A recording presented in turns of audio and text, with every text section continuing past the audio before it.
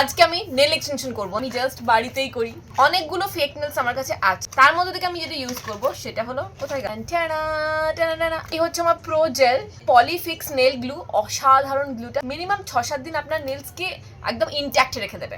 এই ধরনের একটা জিনিস দেওয়া আছে যেটা দিয়ে এই যে আমাদের কিউটিকলস গুলোকে একটু হালকা করে করে প্রেস করে উপরের দিকে ঢুকিয়ে দিতে হবে, ওকে, যাতে ভালোভাবে নেলটা ফিক্স হয়ে যায়। এরপরে এইভাবে, এটা কি বলে আমি তাও জানি না ভাই, এটাকে স্ক্রাবার না রাবার না আই থিঙ্ক বাফার বলে। তো এইভাবে নেলের ওপরে যে সারফেসটাকে ওটাকে একটু রাফ করে দিতে হবে। দেখতে পাচ্ছেন কিরকম দুটো নেলসের মধ্যে ডিফারেন্স দেখুন কালারের। এইটা সবজি কেটে কেটে আমার হাতের যে অবস্থা হয়েছে নেলসের সেটার কিছু বলার নেই। যে নেলটা আপনার হাতে ফিক্স করবে সেটাকে আগে জাস্ট বসিয়ে এইভাবে দেখে নিন।